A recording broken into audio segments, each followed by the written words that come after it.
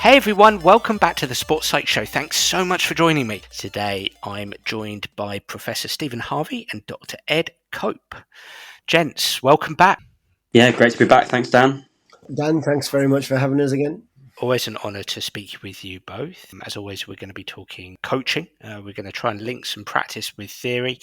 And as the sports psych in the group here, maybe I'll try to relate things as best I can to anything that pops up around the psychological aspects. But let's start where we always do. Let's come to you first, Professor Stephen Harvey. As I've said, returning guest. Absolutely delighted to have you back on. Always good to have a conversation with you. Tell us about yourself and tell us about your work. Yeah, I won't go too much into it because I've been here before, but I'm a professor in coaching education or coaching health and physical education at Ohio University here in Ohio, the United States. Obviously, you can tell by my accent, I'm from England or the UK originally.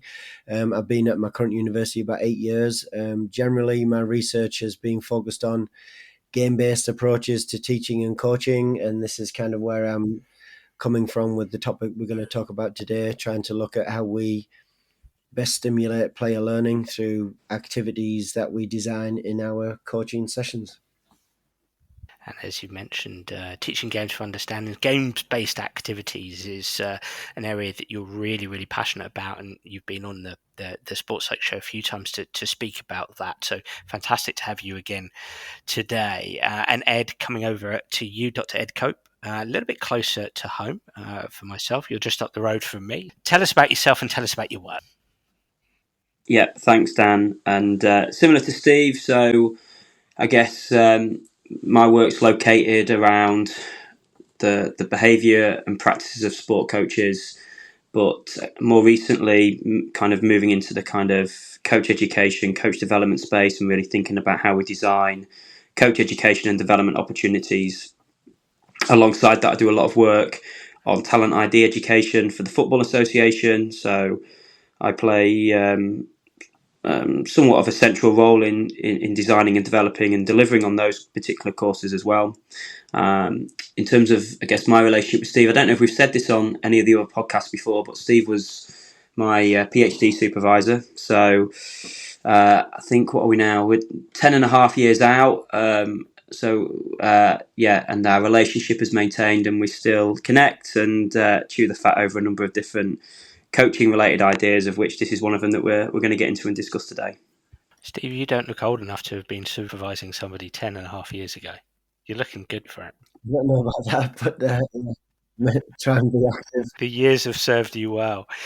Look, I've written down some words already. I mean, I'm a sports psychologist who's passionate about the underpinnings of learning. How do human beings learn, especially in a sports setting? I've written down design, session design, activity, learning, games-based, teaching games for understanding, things that really make my ears prick up. And coming over to you, Ed, first of all, I mean, both of you are practitioners, you're coaches, but I know that you're both passionate about linking practice with theory. Is that just staying with you, Ed, here for a second, has that always been something that has been of interest to you? And what for you comes first? Are you thinking as a coach the practice of being a coach first and then considering the theory? Or are you kind of in your books being studious, looking at the theory and trying to almost reverse engineer it essentially? Yeah, I'm curious about that. Yeah, no, great question to start us. And I guess if we can maybe start by just debunking, because I think theory can be sometimes understood as quite a scary idea and quite an academic idea and only something for academics, which, I think is the furthest thing really, because if we think about where any theory is developed from, it's developed from practice. So it's developed from people observing, spending time with, questioning, seeking to understand how things work, how things operate. A theory is ultimately an explanation of a particular set of events to help us understand that situation better and how we might work through that situation to develop more effective practice, no matter what that field might be. So for me, we always start with practice, But then once we've got to a point where we're able to generate an understanding of that, then we have something which we would call a theory at that point. It's an idea of how something works, right?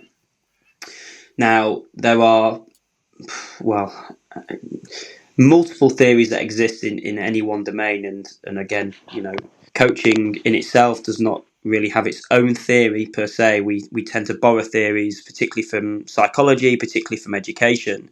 And there's nothing wrong with that.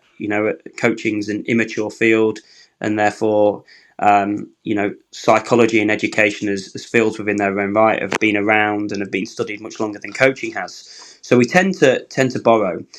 I guess in terms of the place of theory and how I've used theory and how I think about theory, I try and see it as my friend. I try and see it as something that helps me think about my practice more critically, and in doing so helps me think, how can I be more effective in what it is that I do when I coach?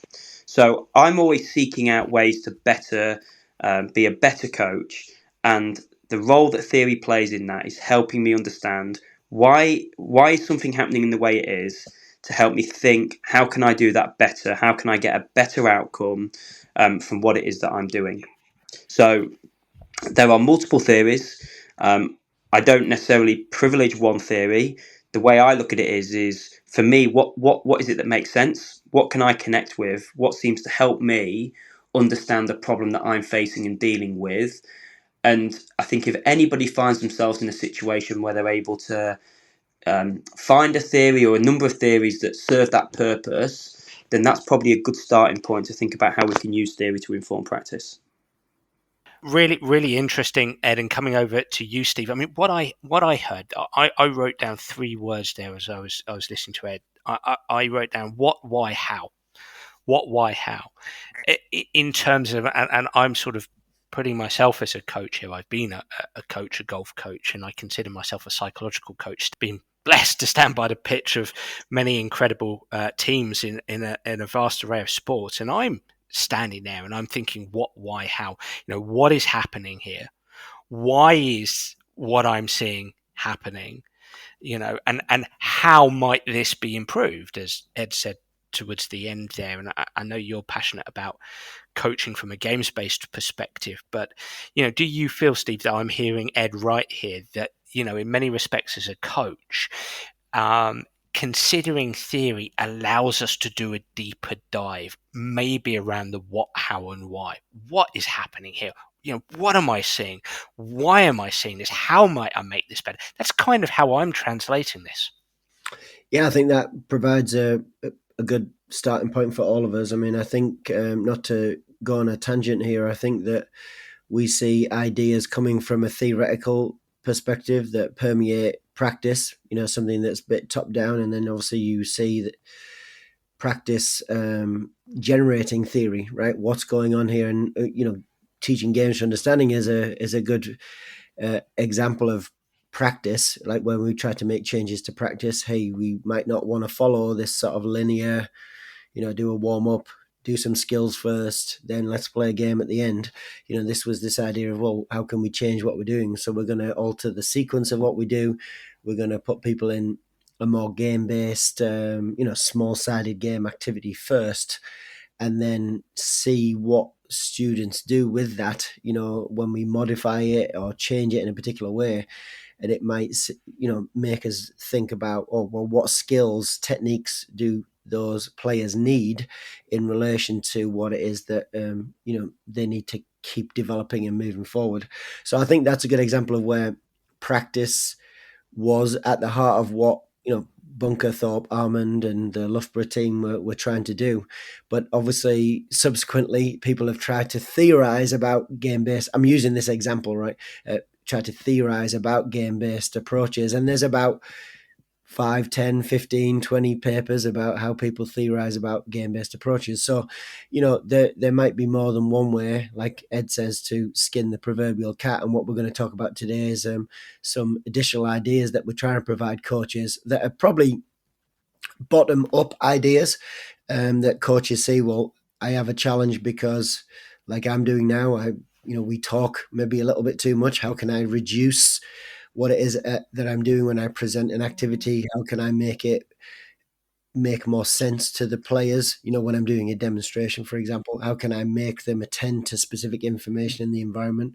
So I think all these ideas are useful to coaches because they give them ways of making what it is they're doing better, ultimately to hopefully make sure that athletes learn quicker, more efficiently, and retain information in order that you don't have to keep backtracking all the time on what it is that we're doing. Just to kind of come in there as well, Dan, if I could, and Steve's a bit more experienced than me, so in terms of his years spent in academia. But if I think about the idea of the use of theories and how people can use theories, and again, it's not just academics that use theories. It's we all have theories that we base our practice on, whether they are whether you can find them in the academic literature or not, they exist. So we have this idea of we all have our theories in use, we all have our espoused theories. And ultimately, anything that we do, anytime we practice anything, it's based on a theory or a belief that that's the best thing to do at that point in time. Otherwise, why are we doing it? Now, like with that idea, as we ourselves as individuals progress and evolve and hopefully become more competent at what we do, our ideas around what theories help make sense of our practice change with that. So I think it's important to note that we're not fixed to a particular theory. That theories, what helps us make sense of our practice changes and evolves as we develop. So the problems that we face as an individual and the way that we made sense of our world maybe 10, 15, 20 years ago, or even last year, or even 6 months ago, might be different to how we make sense of it now. And so I think that's a really important kind of idea to bring up, because people can disabandon theories that they previously held. And again, I think they're signs of critical coaches, critical people who are able to understand and recognize, oh, okay, well, at one point in time, there was a way to understand something. And I guess to the idea of kind of Karl Popper, this kind of Popperian idea is, no theory works everywhere. No theory can be all encompassing. And whilst the theory may have given us a good understanding of something, this idea of how do we know that there wasn't a better way to understand it? And I think all of this is probably leading us into how we've arrived at a point that we have in terms of our thinking. And again, Steve, it might be back to you a little bit on this, because you've published a greater volume of works than me, and you've been in this business for a little bit longer. But I think you're probably somebody that kind of started somewhere in your academic career and you're thinking about theory and what theories you would draw upon to probably where you are now. I don't know whether that's fair or unfair to say.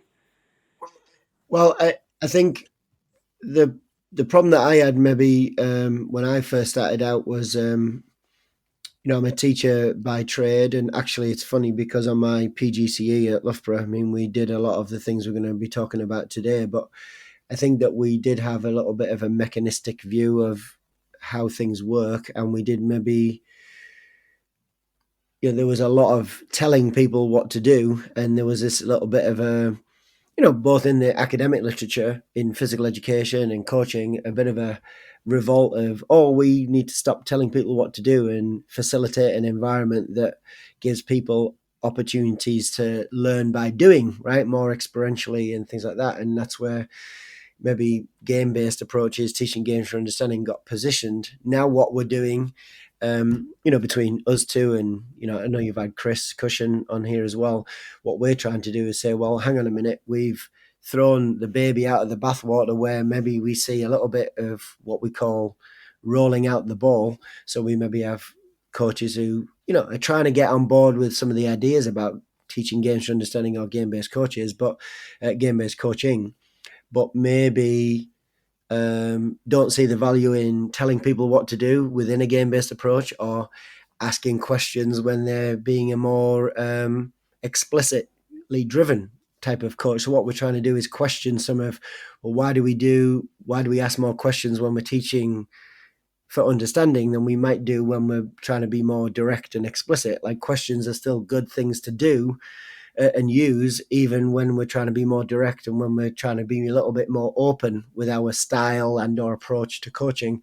So what we're trying to throw in the mix here is still trying to be critical about the way we look at coaching, and present some not new ideas, but kind of go back and say, well, hang on a minute, there's some ideas here that might be useful to coaches, and it might get us out of this idea of, we can only ask questions if we're using game-based coaching, whereas if we're doing more direct forms of explicit instruction, that questions are no good. Well, the literature doesn't say that, because good teachers and coaches do that irrespective of their, let's put it, coaching style, right? If I'm being more autocratic, I can still ask questions.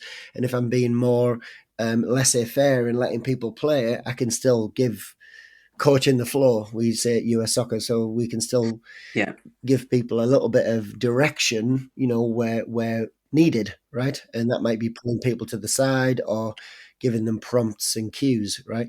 So, to conclude what I'm saying, where I'm positioned is starting to question myself. Well, 20 years ago, was I in a position where I liked a little bit more hands-off coaching? Well, yes, because I think we were maybe overly direct.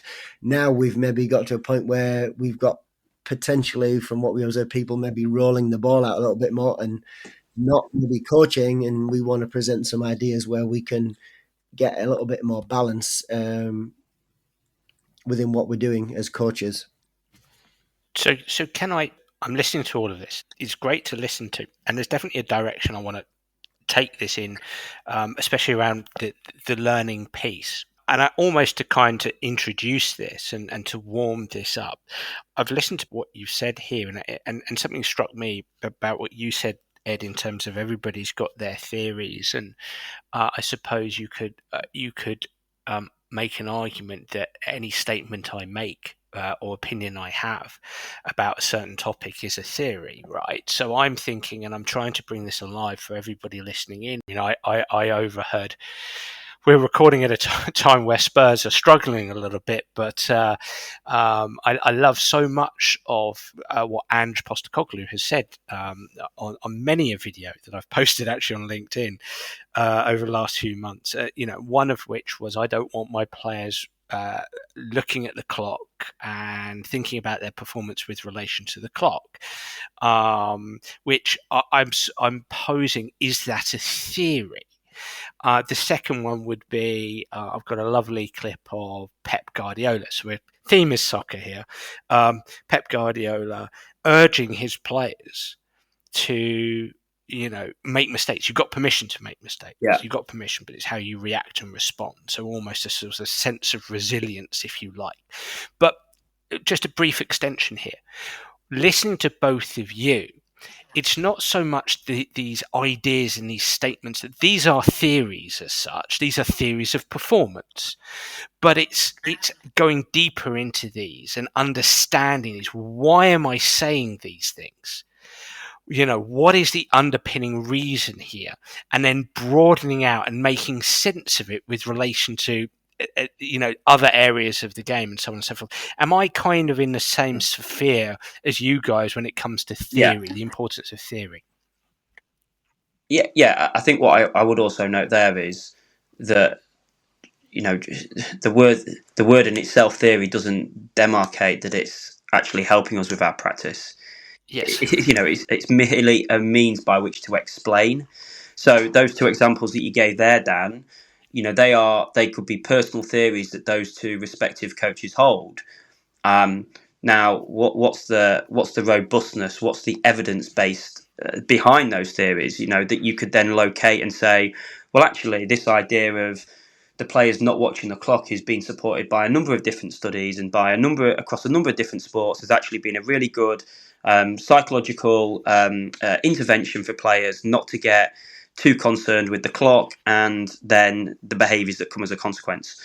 Or it's just somebody's personal theory that has no evidence that sits behind it to say, oh, I want to do this. Now, I guess, is that a good thing to do? Is it not? Well, nobody really knows, right? Because or maybe it is. I don't know. I don't know if there's been any work done in that area. But yeah, so what I would note, and just to extend to what you said there, there's more and less established theories. And so there's some theories that we can say with more confidence or speak with more confidence that this should be used to underpin and inform our practice. And what I would say is, I think from what we're going to talk about today, because I think it's a good segue, we're looking at an educational theory, or a theory that has been generated about how people learn and help retain information and things like that.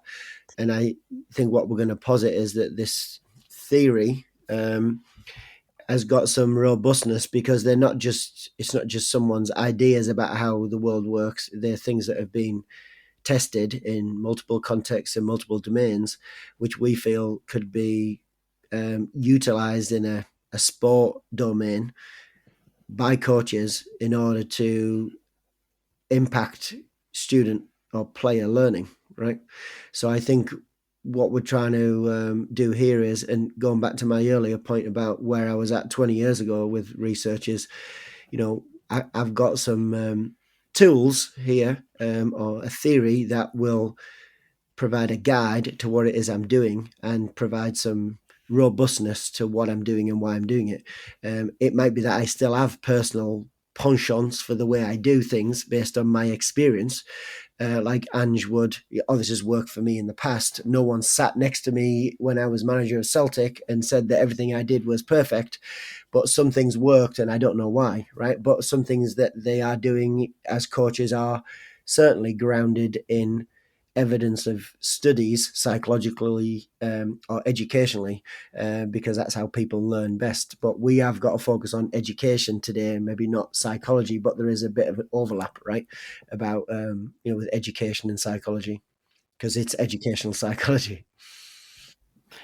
Well, as you mentioned there, Stephen, this is a neat segue onto what we can potentially speak about today. I think when so often the conversation revolves around performance when we think of theory, and my examples of Pep and Ange, you could argue they are theories of performance.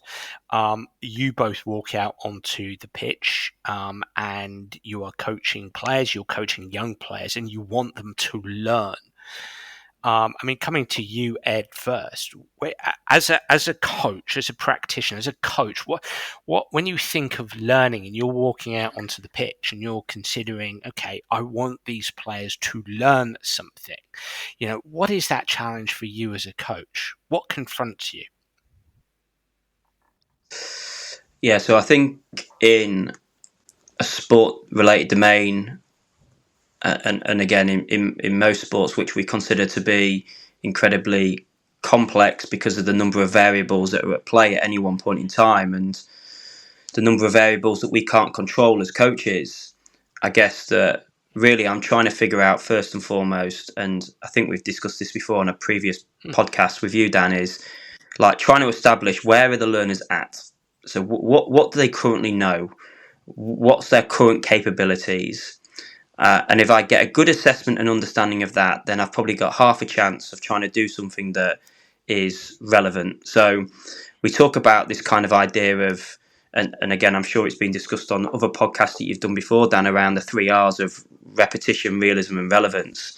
I mean, I would kind of think differently about the idea of repetition and replace that with retrieval, but that's maybe a different conversation for a different day. But if we take this idea of relevance, then ultimately that's how can I pitch whatever I'm doing to meet the age and stage of development of the person that I'm working with.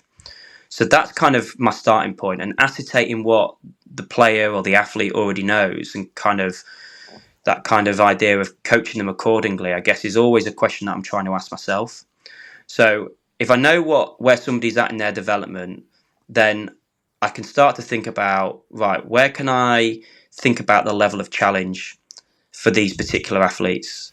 So where can I pitch an activity that isn't too difficult and far beyond what they're capable of, that they become anxious and it becomes stressful and it becomes overwhelming? But equally, how do I ensure that it's not boring, it's not mundane, it's not something well below their capability and therefore pointless them doing it? So I'm kind of using that as my starting point, which again is probably a nice segue into why this idea of cognitive load theory is one that I kind of became quite attached to, or saw a real kind of value in when I came across the theory probably 6 or 7 years ago now. was, okay, this helps me understand then. This helps me think about this idea that if an activity is too easy, based on who it is that I'm coaching, how do I make it a little bit more challenging?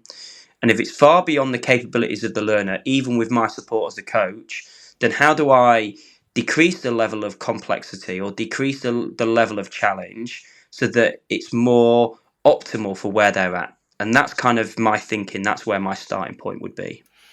So what I'm hearing you say there is, from a learning perspective, the first thing you're considering is, where are they at now? What are their current capabilities?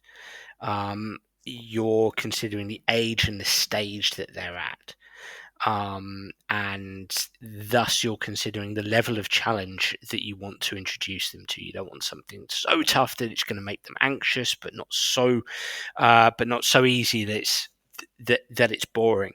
And you've mentioned something called cognitive load theory. So it strikes me that this is a theory. Sounds complicated, but it strikes me that this is a theory that kind of underpins the answer to these questions, or sits alongside, or allows you to think about these from a learning perspective. Would I be correct there? Yeah, absolutely. And so cognitive load theory is also broken down, and there's different type of load that we place, I guess, upon an individual. And Steve might piggyback on this, but we've kind of got intrinsic load, which is ultimately how difficult is the task in relation to the learner completing that task. So that intrinsic load ultimately refers to task difficulty. So if I take me and you, Dan, and you're really good at golf and I'm not very good at golf, then ultimately you hitting a 120-yard wedge into the green that is sloping into wind is much easier for you than it is for me, in terms of me thinking, have I got the right club? How far do I hit this club? How well do I often strike it? Is the wind therefore an external constraint that's putting me off more than it's putting you off? Do I know where I need to pitch it on the green to get it close to the pin, etc., etc.? So intrinsic load is the difficulty of the task based on the circumstances in the environment we're in, and we obviously relate that to where is the individual. So from a challenge point, you might consider that to be like optimal challenge for you. You want to be in that situation, you want to practice that skill. For me, that's probably well beyond what I'm capable of in terms of getting that close to the pin. We've then got extrinsic load, which is the responsibility of the educator, in this case the coach, to be able to think about how do they adapt or manage or constrain, modify, whatever kind of term you want to use in that sense, to ensure that the task is more suitable for the person completing it. So in that situation, is it a case that I'd be closer to the pin? Is that solving the problem? Some coaches might look at it that way. Some might look at it to say, well, let's move Dan further away.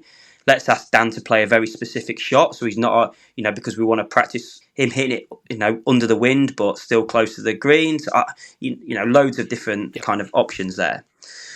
And then on top of that, we've got extraneous load, which is ultimately the load that's generated from how that information is then presented, which again is by the coach. So how the coach explains and how they might instruct, or what the coach does, can then determine whether that information is making sense and is put across to the learner in the best possible way to support learning.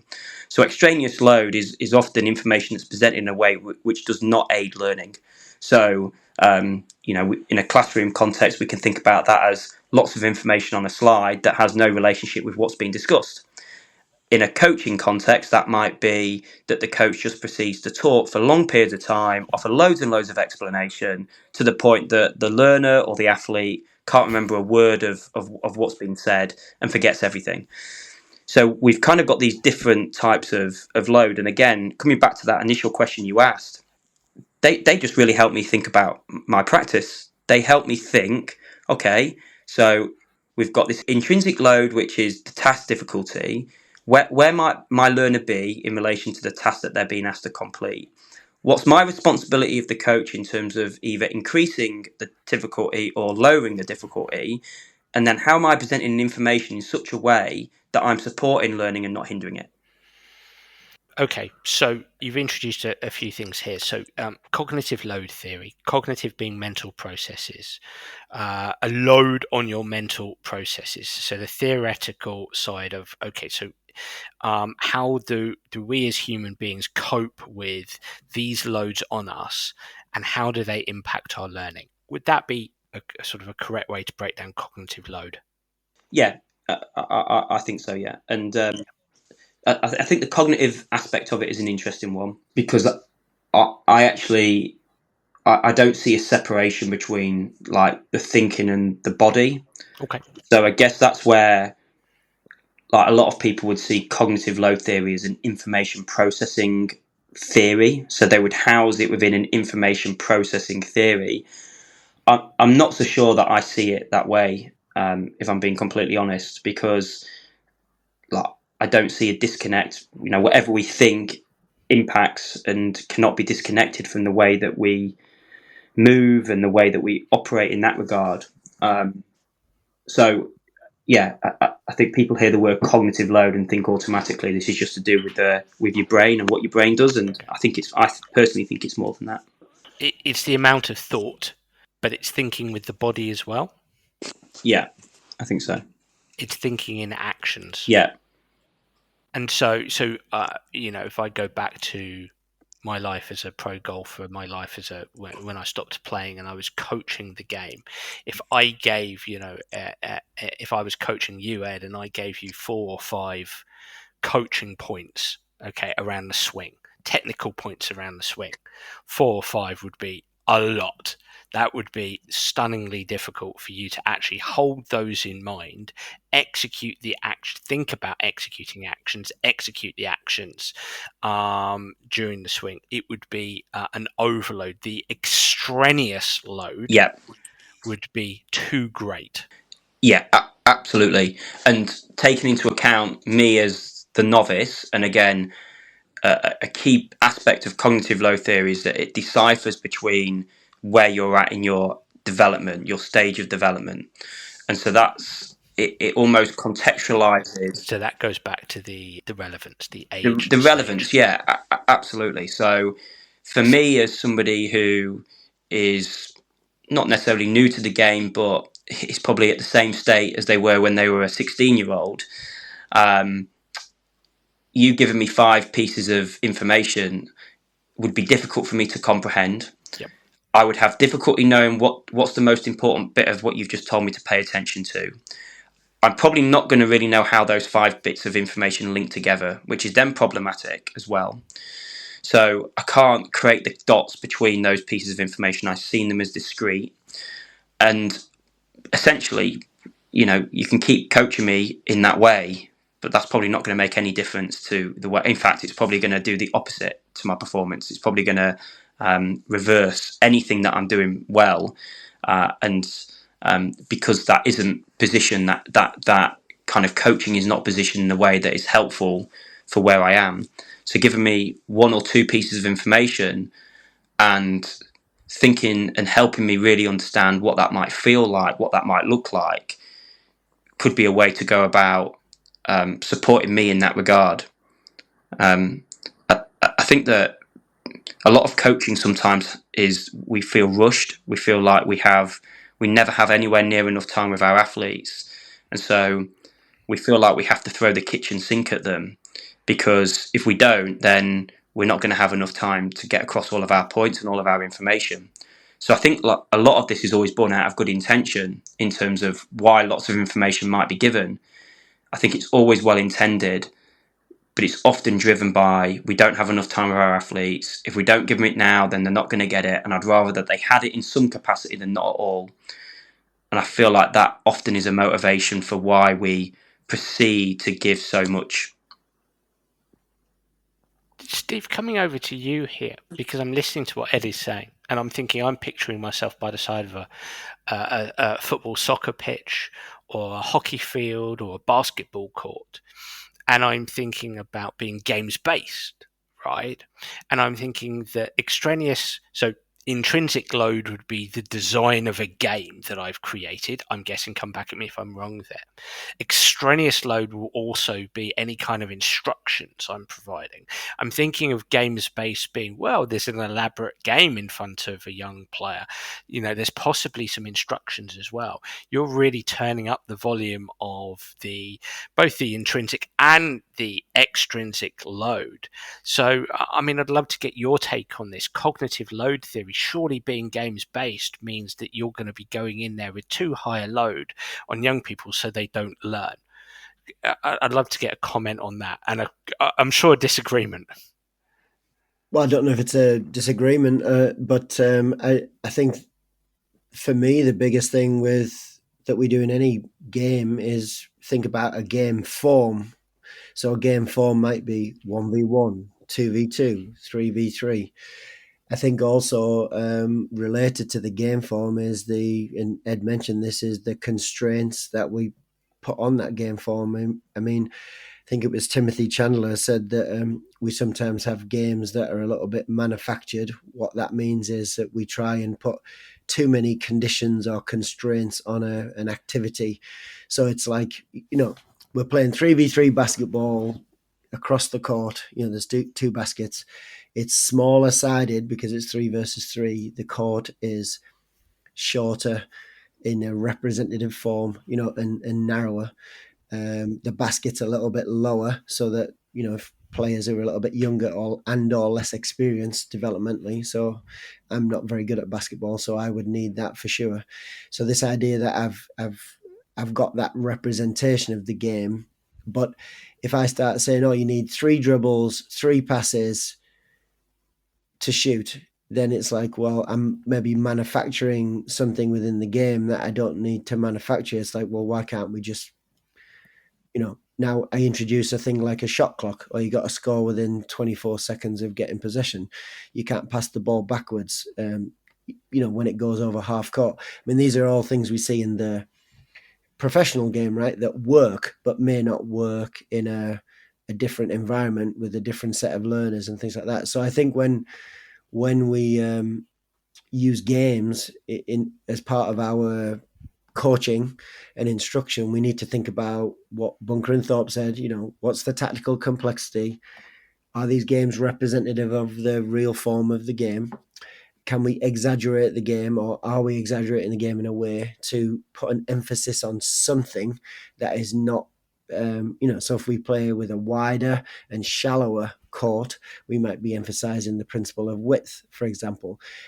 But if we just do that, do the participants get it? Do they get this idea? Well, unless I give some particular specific coaching points and or ask a particular question to raise tactical awareness about the notion of width, is it really something that they're going to get the idea of, right? So going back to where we started, within a game-based approach, where I'm interested in some of these ideas in relation to intrinsic and extraneous load, is how can we design, or to use an Inez Ravegno term, air quote, get a good game going, right?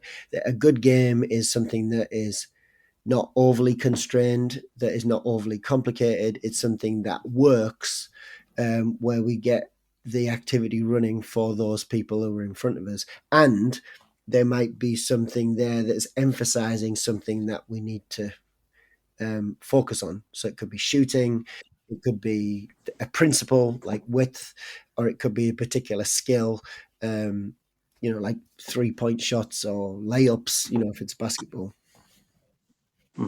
I think just to follow on, if I could. So we think about game-based approaches, whether that be, teaching games for understanding, or a specific kind of, models-based practice in that regard, or we can think about, I guess something that in kind of football is a more common phrase now, which is constraints-led or constraints-based coaching. I think for us, this idea of cognitive load theory, and again, those approaches can be understood through a range of different theoretical lenses, and they have been, and they will continue to be. But for us, it feels as though cognitive load theory fits like a hand to a glove, really, in relation to game-based approaches, Because if at the heart of a game-based approach is around modifying, constraining rules in order to shape the way that the game is played, because ultimately we constrain and we modify again to bring about that optimal level of challenge, to make it as appropriate as possible. Now, we can understand that through the principle of cognitive load theory, which again deals with this idea of not too easy, not too hard. So for us, constraints or modifications to a game really are almost like a pedagogical means by which to work within a cognitive load theory perspective. And we might be running before we're walking here, but this idea that small-sided games can help make things developmentally appropriate. We can think about what's the tactical complexity of the game in relation to, does the game involve dribbling and shooting more than it does passing or whatever. So if it's a possession game, it's more about maintaining possession. So there's more passing and not dribbling. So there's different emphasis areas. And then exaggerations are the rules and like I said, the constraints, like how do you score? How do you, how many players are there? And those types of things, how many touches are you allowed if you want to do it that way? And so, what we're trying to do with cognitive load theory in relation to a game-based approach is trying to give some tools for teachers and coaches to understand, well, why am I doing what I'm doing, right? How is this, how am I making this game easier or more difficult for those people that are in front of us? And we haven't talked about this yet, and I think it's a good segue, is there's a thing called scaffolding, right? So you can scaffold activities by giving, so we always said when we're physical education teachers, what's the least amount of information you might need to give someone to get like a 2v2 basketball or soccer game going, right? And let's just play. And then we get that going. We don't need to tell them, right, today we're going to work on 5 different things. We're going to work on this, then we're going to work on this. Yes, we need to give an advanced organizer, hey, today we're going to work a little bit more on how we score goals or how we score baskets. But first of all, we're going to play this 1v1 game. It works like this, right? Go. And then we let people play a little bit, and then it might be we start to stop the game, we ask a particular question, and that question is in relation to something to do with the tactical idea around shooting. Hey, where is a good place to shoot from, right? When might it be a good time to shoot, right? How are we shooting? How is our form when we're shooting? So these are things we can scaffold, and then it might be when we get to a point where the how, because we're not getting our elbow under the ball, or we're not getting the beef position right to shoot, we can dial it back and say, hey, I've noticed this. What do you want to do about it? Right, well, let's work on an activity. And when I put someone under a basket, am I going to put them 15 feet away to make a shot? No, I'm going to move them closer to the basket. I might lower the basket, right? When we get better, I'm going to make people take a couple of steps back. I'm going to do it when, Dan, you pass me the ball, then I'm going to shoot, right? We might add a time pressure. We might, add a dribble before we shoot, right? So that these are all ways of scaffolding tasks, right? So what we end up doing a lot of the time is we don't think about where we're going to start the task, so it's scaffolded appropriate. And this is what Ed said way back, where he said, like, sometimes we may need to regress what we're doing to make it easier. Sometimes we may have a higher starting point. For you in the golf example, you're more experienced. You have, you've used a fade or a draw before, so we can talk about that in relation to the wind, right? Whereas we're not going to talk about fading and drawing and different foot positions with Ed, who, all he's struggling with is getting contact on the club, the ball on the club, right? So this whole idea of scaffolding is meeting the learners where they're at in relation to their intrinsic load, and modifying the task is in relation to the extraneous load that we put on the athlete, in relation to that simplification process. And again, I think just to make really clear, and I don't know whether this is coming through or not, is again, there's been a narrative pitch certainly within the academic literature, and then, through various different social media channels over probably there's as much as the last 10 years now, around associations. So association between one theory and a pedagogical approach, and another theory and a pedagogical or coaching approach. I'll use the word coaching approach. So almost as if you think in this way, or if you base your practice on this theory, then the coaching methods and practices that follow have to be this. Versus if you understand coaching and learning in another way, then your coaching methods and practices that follow have to be something different. Again, I think that's another thing that hopefully we're trying to debunk here, because we've spoken a lot about cognitive load theory, historically understood to be an information processing theory. We're talking a lot about game-based approaches, which historically haven't been associated with information processing theories. But we're kind of saying, well, yeah, like this theory really helps us, because we would both proclaim to be kind of, game-based coaches more often than not. Like, we see the benefit of different ways to approach practice, but I'd like to think that if you turned up to any of our sessions, then you would see more game-based related practices than not. But I guess we understand and think that, okay, cognitive load theory, again, for the reasons that Stephen's just mentioned there, particularly around this kind of idea of scaffolding, is we're thinking about and understanding our coaching through game-based practices through these ideas of cognitive load theory. Mm-hmm. And then trying to think about how we scaffold tasks. I mean, I'll give you, an example. We do something, we want to play on the front foot. I've got this game idea, right, in soccer. I want to play on the front foot. We want to be quick on the counter attack, yada, yada, right? So, let's do a very simple activity. We want to do a 1v0 up with the 2v1 back, right? So we've got two small-sided goals. We've got players on each side of the goal. And this idea that I have the ball, I bring it in and start dribbling, I score a goal in one end, and then two players come back and go 2v1 at me going the other way. And it just keeps going and going. Now, we could do 3v2 up and 4v3 back as well. I mean, I might be losing people, it might be cognitive overload here, but this idea that there are different forms of this activity, right? 1v0 up, 2v1 back. There is 2v1 up, 3v2 back, etc., etc. Well, I'm not going to start with, if I'm doing this for the very first time with a group, I'm not going to start doing 3v2 up and 4v3 back, right? I'm going to simplify the task to its bare minimum, right? I mean, it might be that I just do 1v0 up and they shoot the ball in the goal, right? And then I'm going to move from there.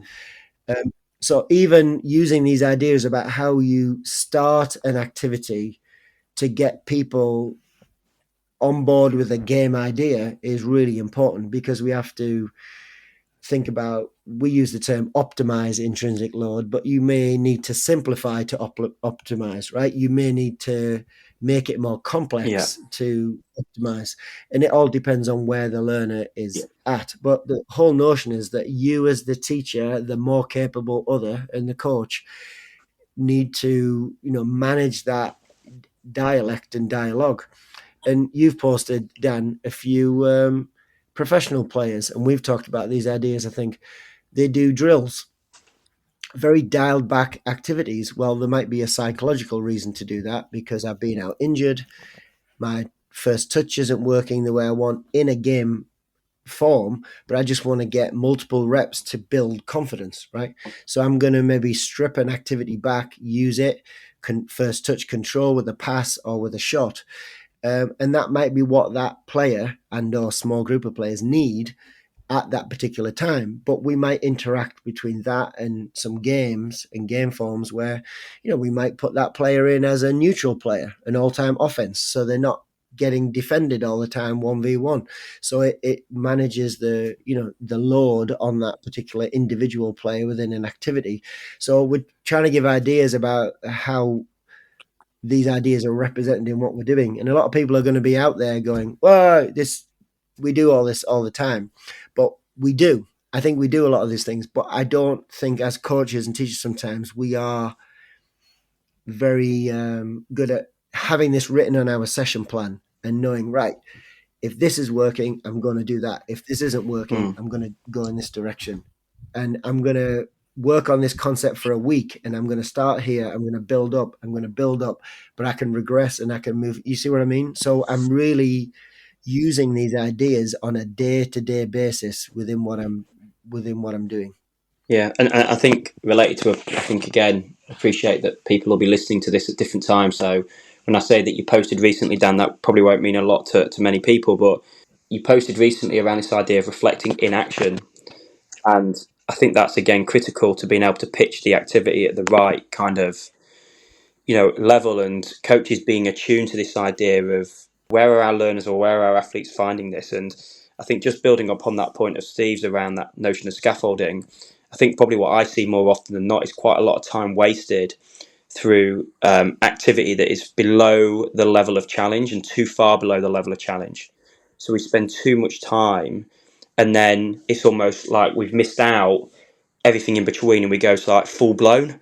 So it's like either super easy or super simple, and the athletes, I guess an indication of that is that there's no mistakes being made, everything's flowing, high success rate, athletes not having to put a great deal of effort and intensity in to achieve success. They're probably all the indicators that an activity is well below the level of challenge, right through to like big numbered practices. And I say that because it's often there where you get the, more people you've got on a playing area, the more complexity you've got, unrealistic rules or rules that don't talk to the game that's being played. And so it's kind of like two extremes really. So I see that more often than not, versus the let's maybe start things on that edge of maybe being too complex. Let's start there maybe a little bit more, and let's regress back from that and see where we can find the sweet spot. And again, I think it's a case that over any one session or a duration of sessions, it might be that we're just moving up and down that kind of continuum, if you like, trying to figure out, trying to work out, and recognizing that this is all transient. Development is transient. So as players and athletes get something, then the level of challenge changes with that. We need to increase it, or equally, if it's becoming too difficult for whatever reason, then we need to decrease it accordingly. So yeah, constantly being attuned to that as a coach, I think is a really difficult skill, but nonetheless a vital skill to being as effective as you can be. Do you think, therefore, with something like cognitive load theory written on a coach's pad, helping them consider what's playing out in front of them from an intrinsic, extrinsic load, trying to hit that sweet spot where players are processing the specific information that they want them to take on board, giving them a better chance to learn that information? Do you think it can also work as a negotiation tool as well, that it can help coaches to consider how they communicate with players, what they communicate, and have involvement from players in terms of what they're experiencing? Because I was just thinking about this, Ed, as you were speaking there, in terms of, do we start really complicated or complex with really challenging activity and then strip it back and actually, have a conversation and negotiation with players about what they're experiencing, and therefore help them become better learners because they're experiencing different complexities. But we're relating this to cognitive load theory. We've kind of got an underpinning theory that helps us dial in our conversation with players. Does that make sense? Yeah, I think for me it comes back down to, from a coaching point of view, is this what we're comfortable and expecting to see? And are we also helping the athletes understand and recognise that mistakes and failure, if that is the right word, is a really important part of any learning process? So again, from a coaching point of view, if we're not seeing a great deal of that in our session, then that probably indicates to us that the level of challenge isn't high enough. And I was at a session a couple of weeks ago where there was kind of what Stephen spoke about, really, in terms of the athletes were being introduced to a new practice. So they kind of went through how the practice worked. then it was quite clear that 10 or 15 minutes in, they understood what was being asked of them. And so an opposed element came in, but then there was some kind of higher levels of mistakes being made, breakdown of play. And so that was removed again, and it regressed back. And kind of my feedback in that instance to the coach was, like, you needed to keep with what you were doing in terms of that opposed element, because then mistakes were the learning opportunities. Like, you regress back, you're taking away really vital learning opportunities for the players. They've shown you that they know how the practice works, so you don't need to go back to that. And them doing that on a more regular basis isn't actually helping them with anything else now. It's not helping them with that skill that you're actually wanting to support them with. So yeah, I think that for me, it's that kind of idea of, it comes back down to that level of challenge again. Are we recognizing that? I think one other thing as well, when we talk about kind of not overwhelming and not creating extraneous load, it's not just about the volume of information, but also the language that we use as well. So I'm seeing this firsthand at the minute with my so I'm coaching an under sevens team at the minute. My son's under sevens team, and anybody that coaches younger athletes, we know that it's probably through language that we're creating overload more so than we are the amount or volume of information that we're providing, because they don't have a reference point for a lot of the technical language that coaches typically use. So even in football or soccer, if I say to one of the players, you need to be a little bit wider when to receive the ball, they have no concept of what it means to be wide. So that for them that's overwhelming them, because then you see it through their performance. They're very confused in terms of, well, where do I need to be? I'm not sure where you're asking me to be on the pitch in relation to where the ball is. So if that's not explained and shown and supported in a careful manner, then I'm creating a situation where I'm causing more harm than good there. And so my language needs to be really carefully thought through. But then I also need to make sure, and again, I know you've had discussions before around this idea of shared mental models or shared language. That's really important. So we don't just overwhelm simply by giving loads and loads of information. And what I would say about negotiating is it's critical from a psychological aspect to give player autonomy, build relatedness with the coach, and ultimately, also for competence. The Ed's point about, the activity being too easy. Well, I've started using like a motivational interviewing, like scaling procedure, right? And I know you mentioned about this in a couple of podcasts ago, I think. So it's like, hey, how are we going with this activity? Or I could be more specific, right? How are we going, with this activity in terms of its difficulty? Rate it from 0. Like, there's no difficulty to 10. It's like super difficult. We don't. So if they say it's a 4, then we say, right, well, we need to change it, right? We need to, why is it a 4? Oh, because every time I get the ball, there's no immediate pressure on me. I can run up to the goal and I can take a shot without any, you know what I mean? So it's like, okay, or the field's too wide and whatever. So whatever they respond, but if they say it's a 7, that might indicate, right, why. Okay, so when I get the ball, there's a defender on top of me. They're forcing me one way. I've then got to use a move, and I've got to then decide whether I'm going to dribble or pass or shoot, right? And I feel like under pressure when I'm a bit right. So I mean, this is just a simple thing about scaling, and then I get an idea, right? As a coach, it's like, okay, this activity, I'm going to keep going with it. It might be that I'm the more experienced other as the coach. I might realize there might be an amendment I can make to the activity to make maybe the start position smoother, or to keep the flow of the activity a little bit more, and things like that. But to the point is, I'm getting to negotiation. We can have that conversation, and using a scaling procedure could be one way of doing that. But it also could be just, how are we going, right, in this activity? So I do think that some of these things have to be negotiated, but it doesn't need to take forever, right? We don't need to take a lot of time out of our sessions in order. But getting the game right and getting the activity right, where it's not too easy and not too difficult, is I think the challenge point of the activity is where these ideas come in. And I think that that's where we get bread and butter as a coach, right? If you are doing more activities where players know what the focus of that activity is, they know how it relates to your game model or game idea and way of playing, and they also are in a good challenging environment for the majority of the practice, I think you're going to get more learning right out of that than if you are doing things that are too easy and or too difficult for too long in the practice. Challenge point being this sweet spot of learning where players can process the information around them and being thrown at them. Yeah. Yeah, and it might come through the design of the activity and, to Ed's point, through the instructions or coaching points used by the coach, right? Or the behaviors used by the coach, and not just the how of the behaviors, but when.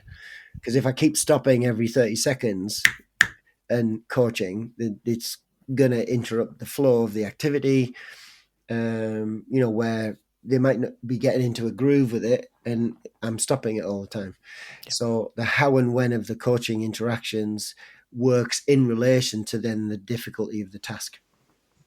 Yeah. And just to add on to that idea, and again, loads of research in golf on this around kind of how do you know the athletes are in that kind of optimal challenge is kind of that almost deep immersion, or what might be referred to as flow, is kind of that flow state is at play.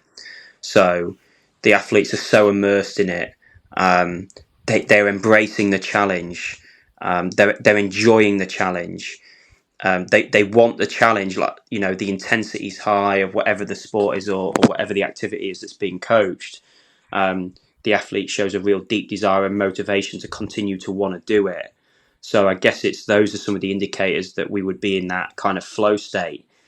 But when we talk about the optimal challenge, because it can sometimes come across as this mythical thing, like how do we know that when our athletes are in it? And I guess they're some of the indicators. And the other thing that I want to touch on is the coaching behaviors, because let's say we've got an activity, to Ed's point, where the coach was decided to regress it, right? When maybe it was the wrong decision, right? The coach needed to coach the players through that difficulty, right? Because the challenge point was good from the task difficulty standpoint. It's just that the coaches needed to support the players in seeing the pictures differently within the activity. So then we've got things like a freeze moment or a freeze replay. It might be a specific position that is not initiating the activity, so it might be asking some questions about a specific player in a specific position, like 1v1, not in front of everyone, or doing that in front of everyone and having a short Q&A about it. So so it's not always the fact that the activity design is wrong. It's the fact that this is a desirable difficulty in this activity. The challenge point is appropriate, but the athletes and players are struggling. But I'm going to support them with the way that I do a demonstration about some ideas of different patterns that they're not seeing, or they see a pattern but play that pattern every single time. And now the defender reads the pattern. So then it's like, well, and they're not seeing alternative patterns. So I'm going to coach them this other pattern, right? And so these are the ways in which we would use the coach. And what happens with game-based coaching sometimes is like we say, well, we'll use questions. And it's like, well, again, what type of question? Is it, is it a how question? Is it a what question? Is it a where question? So is it more on tactical awareness? Is it about timing? Is it about which, as in which option, risk and safety? So again, scaffolding your questioning with your coaching behaviors, so extraneous and intrinsic are working together, right? So, and this is why, when we're being watched coaching, everyone thinks it's easy, but this is where we need to be thinking that the devil is in the detail, right? When we're coaching, because yes, we can amend the activity, but it might be amending my behavior and how I support the players to get them through that difficulty, right? If they say, oh, this activity is a 7 out of 10, And it could be using a prompt to challenge them to think of a new way of doing something, right, within that activity, a new pattern that they haven't thought about, and giving them time to discuss it. But, I'm just throwing out some other ideas about how coaching behaviors can challenge the difficulty of the activity. It's not always manipulating the environment. Yeah, and again, just to follow, I think it's a really interesting one for any coach to think about and consider, is that we can create extraneous load both through our practice design and our coaching behaviour, but independent of each other. So our practice design could be optimal, or something that is allowing our athletes to work on the thing that is relevant to them and the things that you're wanting to practice. But our coaching behaviour could be completely inappropriate, and by virtue, either overwhelming or underwhelming or underloading the cognitive load. Equally, our coaching behaviour could be pitched optimally in terms of the way that we're working with our athletes and the type of behaviours and choices that we choose to take there. But our practice design is what's creating that overload or underload. So it's kind of, how do we get an alignment of both, really? And we're talking about that as though it's easy, which we know it isn't. Like, that's really difficult. But yeah, they both kind of need to work in harmony. And especially in relation to a series of tasks you may have the players go through in one coaching session, or sessions that happen over, say, a week, right? I mean, let's take the professional level. You're preparing to play, Spurs are preparing to play whoever they're playing next, right? Or yesterday it was Chelsea. There would be specific messages that the coach would want to get across.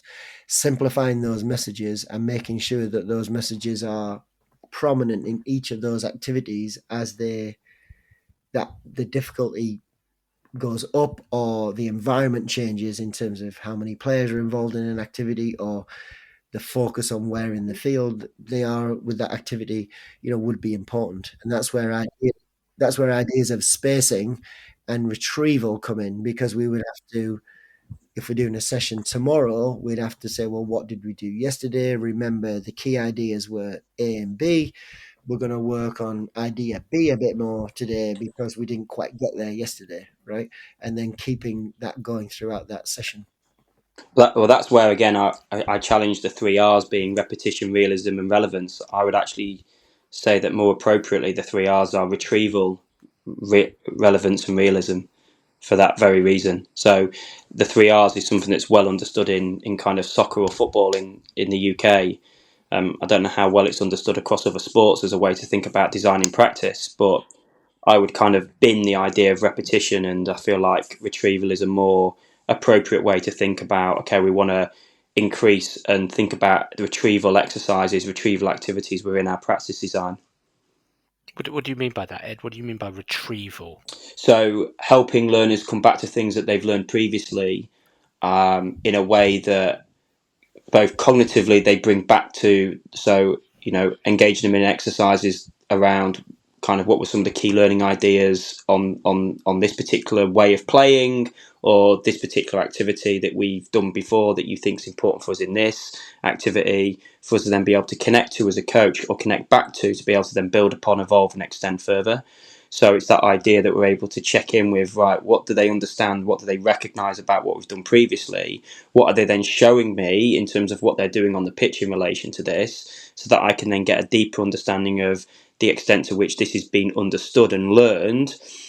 And then how can I use that then as my basis and my marker to build and extend my practices further? So, and correct me if I'm wrong here, as you're speaking there, Ed, it's making me think. I've written quite a bit about this in the past. The kind of fairly vanilla way that if we stick with football, soccer here as our general sporting theme, that when I've stood around pitches at the very highest level, actually, and I've seen, say, coaches, head coaches, managers engage players in some pattern work on a Thursday for Saturday. and they tend to do in a little bit of they lump it together, and then it's not necessarily seen again until it's expected to be done on Saturday. What I'm hearing, and this bears relationship with cognitive load, is if I coach it for say 10 minutes and then I have my players go away and then I coach it again towards the end of the session, they have to engage in retrieval, which that taps into their cognitive load because they've got to really think about it. And then if I get them to retrieve it again on Friday, and maybe I present them sort of a bit of a problem to solve with relation to that pattern because they might have an opposition that do something a little bit different. Am I grasping what you're saying by retrieval and the potential benefits to engage players and teams in that? Yeah, and what I would also say is it's also presenting that in a manageable way. So you've spoken there about doing it on 3 separate occasions in a time period that is probably the same time period that most coaches would spend. So you're not changing the time period that you're focusing on that for, it's how you do it. So you might spend 2 hours on a Monday on something, but not come back to it and then expect it to be good at the weekend. Yes. Or you could say, I'm going to spend 3 lots of 30 to 40 minutes on this idea, but come back to it on 3 separate occasions. In which case, the research would suggest that the latter is more beneficial for learning. That idea that you've given people an opportunity to come back to it, you've managed the amount of load, the amount of cognitive load that you're placing on people, you're giving opportunities to retrieve prior learning. So yeah, that as a strategy would be suggested to be a more effective one for learning than having it all in one chunk, basically. Especially if you never come back to it. Yeah. So these are these ideas of spacing and retrieval, and they kind of work somewhat together, right? So you're talking about how we space 3 30-minute say blocks, right, over a period of a week, rather than a block of an hour and 30 and never come back to it. So by spacing, it's potentially better, but also by the spacing is it gives you opportunity to retrieve, and then you could even extend learning, right, depending on in those 3 30-minute sessions, as we've talked about, right, through coaching behaviors, extraneous load, or by optimizing the intrinsic load of those different tasks. It might be the number of players, it might be the playing area, it might be whatever, right? So all these ideas are working together. But I guess what I'm trying to review here and retrieve is that we've covered these ideas: intrinsic, extraneous load, ideas of scaffolding practice, how I also scaffold through my coaching behaviors, the when and the how, and then also how we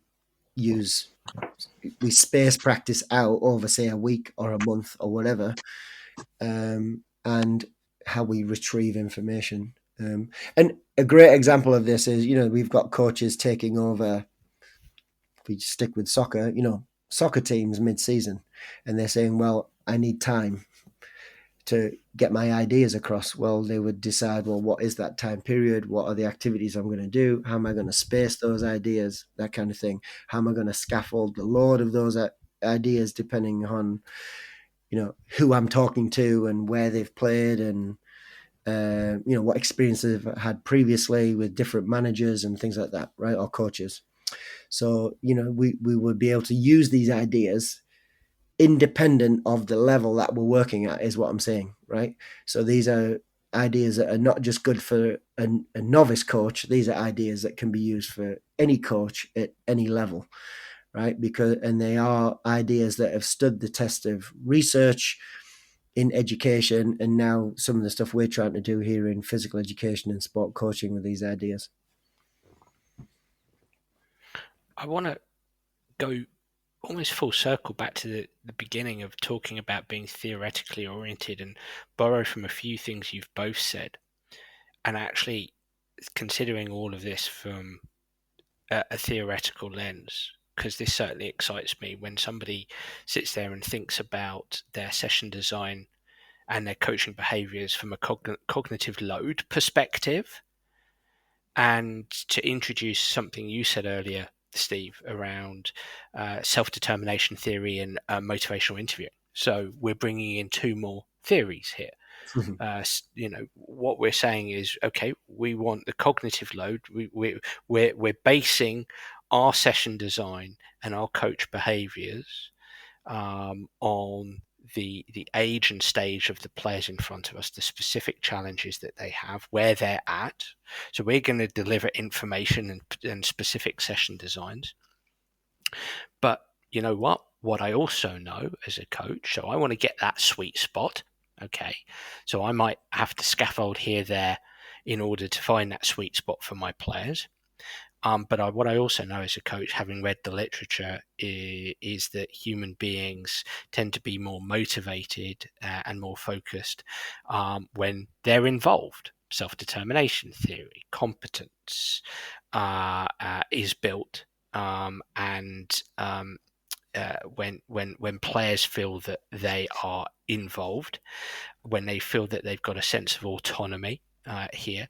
So for you to bring in motivational interviewing, Stephen, and to be able to say, okay, so I'm going to use a scaling protocol, and a big part of motivational interviewing is based on SDT, self-determination theory. So I'm going to involve my players. I'm going to ask them where they are on that scale. I'm going to listen to them. I might change things based on what they're saying, or I might get them to suggest some adaptations based on what they're saying.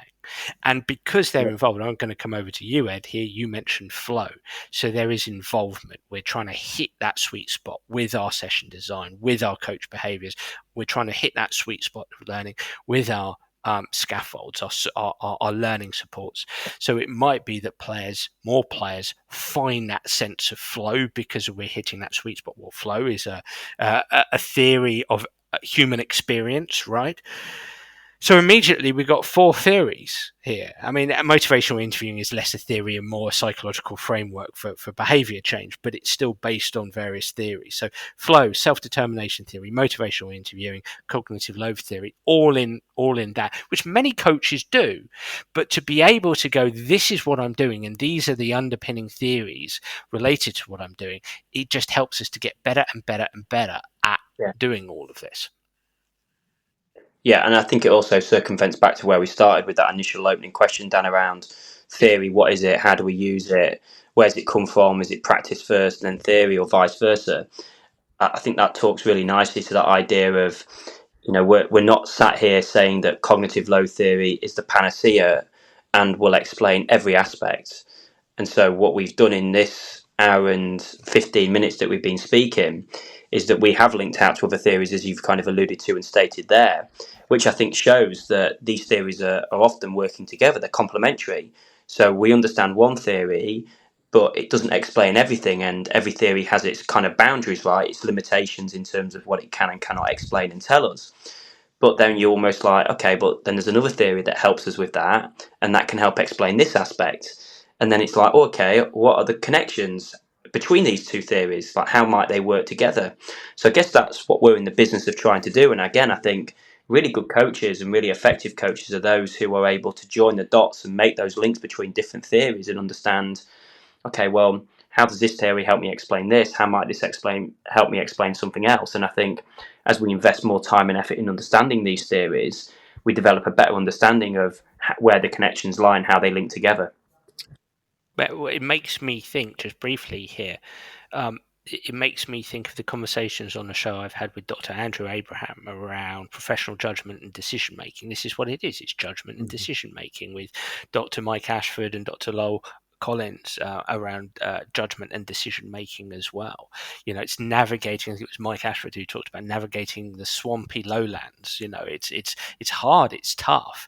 I think Andy Abrahams talks about thinking in bets, essentially, when you're a coach and you make a decision, it's your best bet.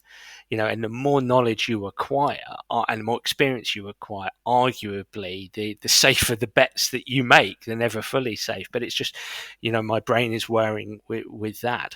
Yeah, and I think a way maybe to conclude this is because, I think where we started, I mean, I coach high school soccer, club soccer with young children and whatever, and I think the realities of the swamp is I might if we want to use 4 theories all at once, we're in cognitive overload ourselves. So, ideas here for coaches might be to say, hey, I'm going to think a little bit more about, I think my activity design is pretty good. I think I'm good at understanding where my athletes are at to design a particular activity for their needs. But hey, one thing I maybe could consider doing a little bit better is the when and how of my interactions. And understanding that there is a desirable difficulty with an activity, and I have been too quick to regress back to the simpler form. I'm going to now keep going and use different coaching, techniques, freeze replays, ask questions at different levels, or how, which way, So that might be the thing that someone wants to focus on, right? And whereas somebody else might be sitting there going, well, I think, to Ed's point, I do a lot more of these activities that are too easy, and they never, and I jump to this larger sided game too quick. So I need to think about how I can scaffold activities to get that bit in the middle filled out. So coaches can take these ideas and think, in some ways cherry pick, but it's not cherry picking. It's based on, well, where they know they're at with their coaching. What is it they want? Or it might be another coach might say, well, you know what? I'm very good at planning my week out, but I'm thinking what I'm going to do is, rather than trying to deliver all that information on day one, I'm going to deliver a little bit here, a little bit there, and a little bit before game day. And so I put, so there are ideas in this last hour and 15 minutes that everyone should be able to take a little, maybe nugget, not all the information, or create a priority list for themselves and say, I'm going to work on this one idea first, then I'm going to move on, So I think that what we're trying to do is, put people in a good position with what we're saying is, it's not a panacea to become the next best ever coach, but you can take one or two small ideas and it's going to make a lot of difference with your players. Brilliant. Fantastic. That was a very rich conversation there. Lots of ideas, lots of food for thought for everybody listening in. And I know you will have both tapped the interest of our audience. So Ed, will come to you first. Ed, how can people find you, follow you, and get in contact? Yeah, so Ed Cope on LinkedIn. Always happy to connect via email. Email is e.cope@Loughborough, which is lboro.ac.uk. They're probably the best ways. X handle at edcope1, but probably used less and less these days. So the email or the LinkedIn is probably the best way. Brilliant. And Stephen, how can people find you, follow you, get in contact? Yeah, probably the same. Starting with email, Harvey S3, the number 3, so Harvey S3 at ohio.edu. I do have a website, Dr. Stephen with a PH, harvey.weebly.com. You can go there. I'm on X at Dr. Stephen Harvey, and those are probably, and then I'm on LinkedIn as well. So whichever method people prefer, but email maybe first and then social media thereafter. Fantastic. Stephen, Ed, thank you so much for today. Thanks, Dan. Brilliant. Thanks, Dan. Well, everyone, I really enjoyed that podcast episode, and I'd love to hear what you, the listener, think. So please do get in touch via X or Facebook or through my website, danabrahams.com, to tell me what you think of the show. And if you do have any suggestions, I'd be delighted to hear them. I'm already looking forward to next week's episode. Bye for now.